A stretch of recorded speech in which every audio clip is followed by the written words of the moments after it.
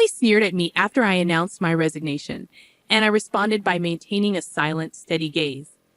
Our conversation had revolved around the company's decision to cut labor costs, with particular disdain aimed at those supposedly exploiting overtime pay. Tom, too, seemed to relish the notion of trimming expenses. A week later, my phone incessantly rang with calls from the company. Upon answering, the president inquired sharply, "Who exactly are you?" I couldn't help but scoff mockingly at the president's question. In response, I introduced myself as Lily Johnson, a 59-year-old employee with 37 years of dedicated service since my college graduation. I explained our company's role in providing administrative services, particularly catering to busy company presidents handling clerical work.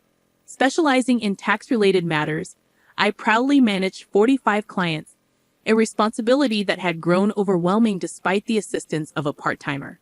Despite the challenges, I couldn't show any sign of weakness. Our clients were long-standing relationships, and their adversities fueled my determination. Today, as I sat in front of my computer, the relentless harassment from Tom and Emily weighed heavily on my mind. Tom, 7 years my junior and now the head of the tax department, had drastically changed his demeanor 3 months ago upon promotion. His once polite tone was replaced with condescension and complaints, making every interaction a struggle. Even when I countered, he remained unfazed, instructing me to consult the manual for guidance and warning against unnecessary actions. Emily, Tom's assistant, joined in the harassment, criticizing my efficiency and mocking my rank and file status. Despite being the first to decline a promotion to department head, a fact unknown to Tom and Emily, I committed to completing my regular duties. Their harassment persisted, with Tom accusing me of increasing overtime, branding it a waste. Emily echoed his sentiment, sighing as she claimed my constant overtime was dragging down the entire tax department's performance. The recent cause of my overtime was Tom unexpectedly leaving a month's worth of client files on my desk to be filed by the end of the month after work. My face drained of color as I glanced at the files before me. "Wait, these all have deadlines this month, right?" I uttered in confusion. However, before I could grasp the gravity of the situation, Tom was already packing up his desk, completely uninterested in addressing my concerns. "I'm heading out. Take care with that," he casually remarked as he swiftly left the office, leaving me with a pile of urgent tasks. Emily followed suit, adding insult to injury with a mocking laugh. The incredulity of the situation weighed on me, and I sighed heavily as I opened the client files scattered on my desk. To my dismay, some of the files were originally Emily's responsibility. The realization deepened my sigh.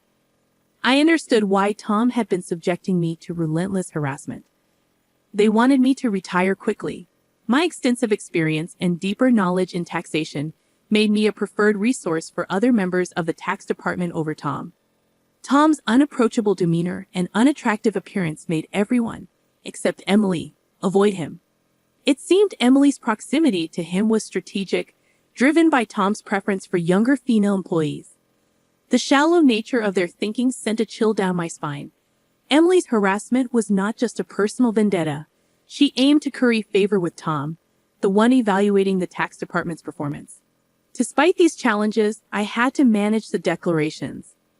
Alongside preparing tax declarations for my assigned companies, it seemed today's workload was far from over. However, claiming overtime would only invite complaints from Tom and Emily, leaving me resigned to the prospect of unpaid extra hours. Then, unexpectedly, I received a summons to the president's office. Our company had recently undergone a change in leadership due to the former president's sudden illness. The new president, the former president's son, wasn't fully acquainted with our company. As I entered the office, I noticed Tom and Emily with unpleasant smirks on their faces. In a tense atmosphere, the president dropped a bombshell. "Lily, we'll need you to resign by the end of this month." My mind spun as I asked for clarification. Tom and Emily had apparently accused me of overbilling for overtime, citing that while others had around 15 hours, I had exceeded 80 hours. The president, oblivious to the true circumstances, seemed impressed with Tom and Emily's zero overtime. The reality of the situation hit me. the inflated overtime was a result of doing Tom and Emily's work. However, revealing Tom's instructions would risk portraying it as my own inability to manage time effectively. I presented the facts, asserting that I hadn't overbilled for overtime but struggled to finish my workload within regular hours. The president sighed deeply, expressing doubt but acknowledging the lack of evidence to pursue the matter further. Nevertheless, he insisted that they couldn't retain someone working at such a slow pace. Resigned to the situation, the president suggested my resignation, and it seemed his mind was made up. Told to leave the company I had devoted 37 years to, I felt a weariness settle in.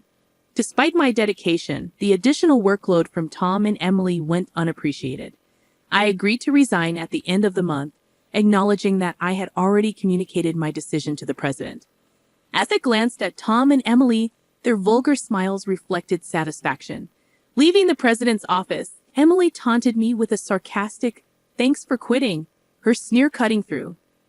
I responded with a silent stare, facing similar disdain from Tom, who shared his approval of cutting labor costs and labeled me as someone exploiting overtime pay. Observing their cheerful conversation, I pondered the handover process. Creating documents for all my clients, I ensured proper farewells and appointments with those I could meet personally. Unable to schedule a meeting with the president, I resorted to letters to inform them of my successor.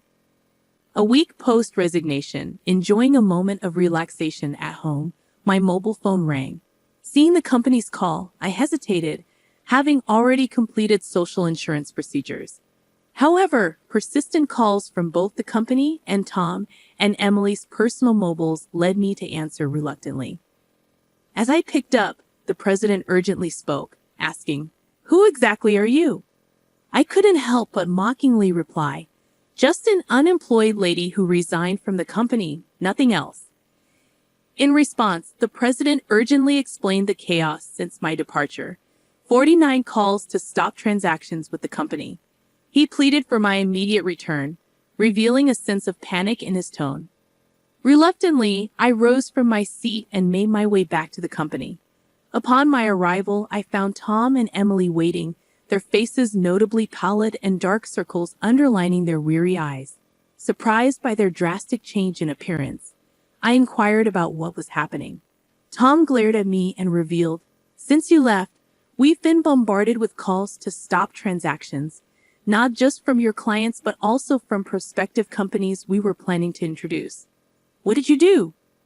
Emily echoed the suspicion, expressing disillusionment at the thought of me resorting to underhanded tactics. Their haggard appearance suggested the toll handling cancellations. While I had not manipulated the clients, I had a hunch about the reason behind the transaction halts. Considering the inevitability of cancellations, I mumbled my thoughts aloud. Tom, however, accused me outright, insisting I had orchestrated something. He demanded I go to the president's office immediately, forcefully escorting me there. Upon entering the president's office with Tom and Emily, the president greeted me with a direct look in his eyes. Tom declared, "President, I brought her," with an air of authority, while Emily hurriedly followed suit. Ignoring their accusatory tone, the president questioned me about the abrupt halt in transactions after my departure. I took a deep breath and explained, "Our clients don't need us to manage their taxes. There are tax accountant firms that offer cheaper services. They continued with us because of me." Tom snapped back, questioning my self-worth, and Emily taunted me, both challenging my value to the company.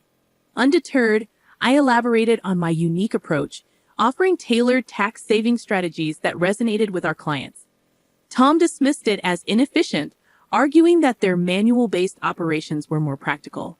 The president sighed deeply, recognizing the fundamental difference in our approaches.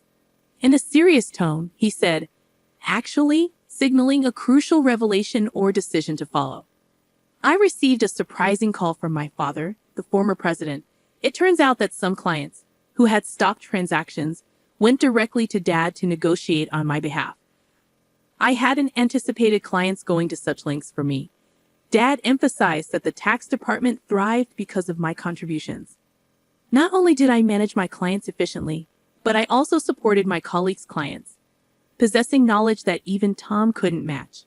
Dad disclosed that if I hadn't declined the promotion, I would have held a higher position than a department head by now. The current president expressed regret with a pained expression. Emily appeared shocked, probably grappling with the idea that I could have been her superior. The president apologized for making me resign initially and asked if I would consider revoking my resignation. According to Dad, I was indispensable to the company. While I appreciated the change in the president's perspective, I hesitated to accept. Tom interrupted our conversation, visibly upset, and protested the president's decision, questioning why I was chosen over him. Emily echoed his sentiments, praising Tom's leadership and expressing disbelief at the preference for me. The president then sternly addressed them, revealing that since my resignation, numerous complaints had been received from the tax department, suggesting they had been shifting their workload onto others. Tom's face turned pale as the president exposed the fact that he had been pushing the preparation of client declaration forms onto subordinates, including Emily's work for multiple clients. The president pointed out the irony, considering Tom had accused me of being a salary thief. Observing Tom and Emily's pale expressions, the president continued by revealing an alleged leak about their romantic involvement. Tom struggled to defend himself, claiming he was merely mentoring Emily as her superior. However, the president produced receipts from the accounting department, indicating dining expenses filed by Tom. Confronted with evidence, Tom, sweating profusely, was unable to provide a convincing explanation. Emily, too, turned ghostly pale as the president accused them of neglecting their duties, inflating expense claims, and violating company policy by having an affair in the office while being married. In a calm and straightforward manner, the president declared the termination of their employment effective immediately. Tom and Emily tried to resist, promising to retract the receipt claims and pleading for their jobs. "I have a family," Tom desperately pleaded, attempting to reverse his termination. Emily echoed his sentiments, tearfully expressing her fear of being fired. She promised to apologize to me and others for burdening them with work, realizing the gravity of the situation involving neglect of duties and an affair with a supervisor. Concerned about her reputation, she implored for a second chance. Sensing their desperation, I offered advice. "Why don't you stop resisting?" "It's undignified," I suggested. Tom glared at me, retorting, "Shut up. What would a single person like you understand?" I sighed, reminding him, "Tom, you were the one who got me fired. It's just karma. What goes around comes around. Why don't you take some responsibility and reflect a bit?" Frustrated, Tom looked away, while Emily bit her lip in distress. Aware of more details about their misconduct, I turned to the president, asking with a smile if I should share them. Tom and Emily frantically tried to stop me, fearing further exposure. I issued an ultimatum, warning them that wrongdoings would eventually come to light, urging them to face reality before it worsened. At my words, both Tom and Emily collapsed to their knees, and the president decided to fire them on the spot. Later, I revealed more about their misdeeds, including Tom faking business trips to spend days with Emily and their insidious tactics of harassing disliked employees into quitting. Despite my attempts to help those employees, Tom and Emily's strategies were relentless. They repeatedly reprimanded and pressured employees out of my sight, often assigning sudden tasks with tight deadlines. The resigned employees had initially asked me to keep quiet, but since they were now happily working elsewhere, I decided it was time to speak up. The president, furious at my revelations, expressed anger about cutting Tom and Emily's final salary. He planned to thoroughly investigate past inflated expense claims. Tom, with tears in his eyes, begged the president not to cut his salary, fearing the impact on his family. As the truth unraveled, Tom's affair with Emily came to light, leading to Tom's divorce. The two now faced claims for compensation in the divorce lawsuit, marking the consequential aftermath of their actions. I became aware of the situation when Tom reached out to me, seeking assistance in persuading the president to reconsider their firing. Emily and Tom found themselves in dire straits. Despite their efforts, they struggled to secure new jobs in the tax industry. The industry's close-knit nature meant that word of their misdeeds spread rapidly, making potential employers hesitant to hire them. Desperate for income to cover divorce compensation and living expenses, they resorted to day labor at construction sites, a stark departure from their previous office roles. Emily would often call me in tears, pleading for help. "Lily, please help. I only wanted a better life, and I never truly liked Tom," she'd cry.